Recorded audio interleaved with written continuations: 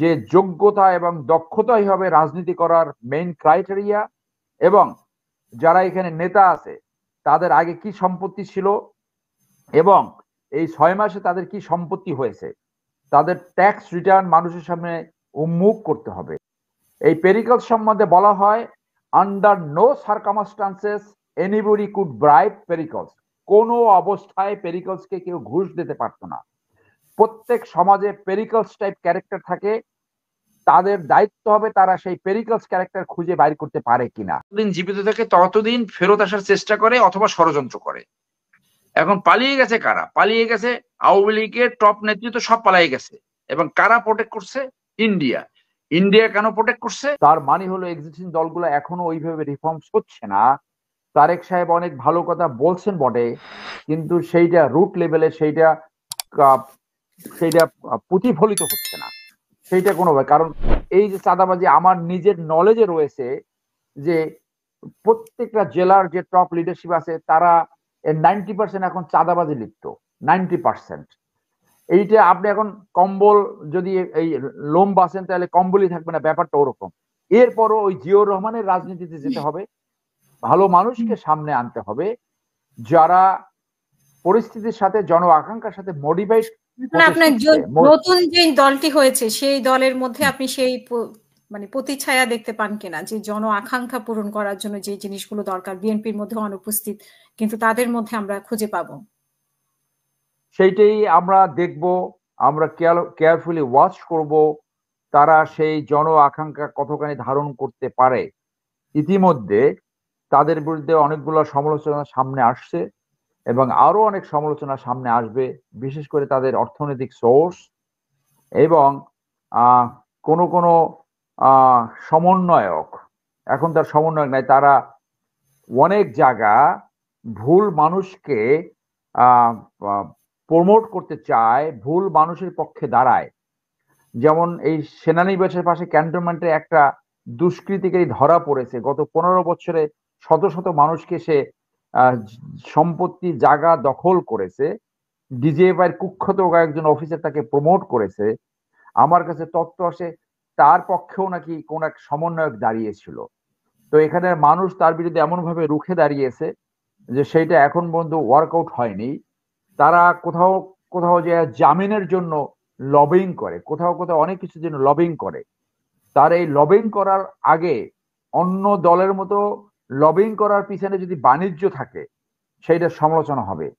তারা যদি ওই আকাঙ্ক্ষা ধারণ করে যে যোগ্যতা এবং দক্ষতাই হবে রাজনীতি করার মেইন ক্রাইটেরিয়া, এবং যারা এখানে নেতা আছে তাদের আগে কি সম্পত্তি ছিল, এবং এই 6 মাসে তাদের কি সম্পত্তি হয়েছে, তাদের ট্যাক্স রিটার্ন মানুষের সামনে উন্মুখ করতে হবে।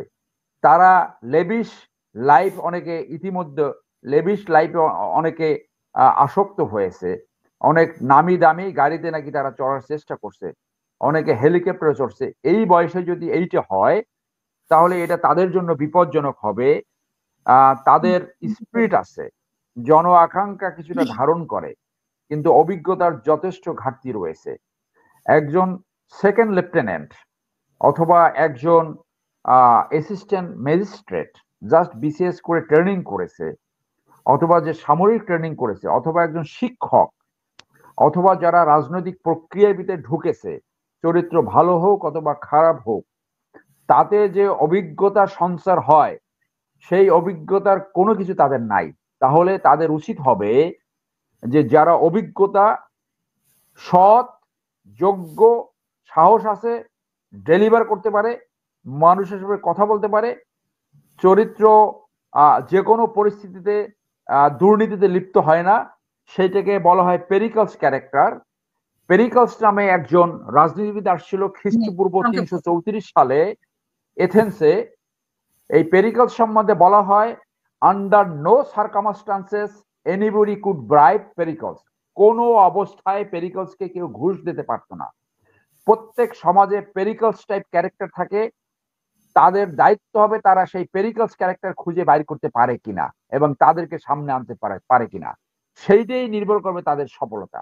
অতএব এদেশের মানুষ অত্যন্ত কেয়ারফুলি তাদের স্টেপস গুলা দেখবে যে এই বড় দলগুলা যাদেরকে মুদ্রার এপিট ওপিট বলা হয়, সেইখান থেকে তারা কি পার্থক্য সৃষ্টি করতে পারে, সেইটি হলো তাদের সামনে বড় চ্যালেঞ্জ। মূল রহস্য এটা তো প্রফেসর ইউনূস সাহেবই বলেছেন যে একটি পলাতক দল এখন সর্বাত্মকভাবে চেষ্টা করছে এই সরকারকে আনস্টেবল করার জন্য। এটা তো পরিষ্কার। ইতিহাস বলে ফেসিজমের পতন হলে, অটোক্রেসির পতন হলে যদি সসেস্কির মতো অবস্থা হয় যে দেশে বিচারের সম্মুখীন হইয়া তার পেনাল্টি হয় গণ আদালত অথবা অন্য আদালতে, তাহলে তো ওইখানে শেষ। অথবা ফেসিজম কিভাবে শেষ হয়, সাদ্দাম হোসেনের বংশ সহ নিহত হয়েছে, আপনার গাদ্দাফির একজন বা দুইজন পালিয়ে গেছে, বাকিরা ওখানে নিহত হয়েছে। আর যদি পালিয়ে যায় তাহলে যতদিন জীবিত থাকে ততদিন ফেরত আসার চেষ্টা করে অথবা ষড়যন্ত্র করে। এখন পালিয়ে গেছে কারা? পালিয়ে গেছে আওয়ামী লীগের টপ নেতৃত্ব, সব পালিয়ে গেছে। এবং কারা প্রোটেক্ট করছে? ইন্ডিয়া। ইন্ডিয়া কেন প্রোটেক্ট করছে? কারণ ইন্ডিয়া তাদেরকে দিয়ে বাংলাদেশকে লুটপাট করাইছে। তাদের এখানে বেবি ছিল, প্লান্টেড লোক, এই বিজিবির এক্সটেন্ডেড। সো তারা সেখানে পালাইছে। এখন ওইখানে অজিত দোভাল নামে একজন এই ন্যাশনাল সিকিউরিটি অ্যাডভাইজার আছে ইন্ডিয়ায়, মানে is a very stupid and illiterate, লেখাপড়া কোথায় করছে কিছুই জানি না।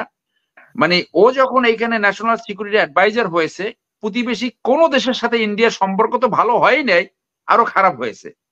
সো এই অজিত দোভাল বাংলাদেশের বিরুদ্ধে আগে একা একা বসে ওইখানে ষড়যন্ত্র করতো। এখন এই তার পাশে আছে হাসিনা, তার পাশে আছে তারেক সিদ্দিকী, আরো ডিজিএফআই এর আরো কয়েকজন, এনএসআই কয়েকজন পালিয়ে গেছে, তারাও হয়তো তার পাশে আছে। এখন কিন্তু এরা সবাই বসে ওইখানে কিন্তু ষড়যন্ত্র করতেছে। ওই কথাটাই কিন্তু প্রফেসর ইউনূস সাহেব বলছে।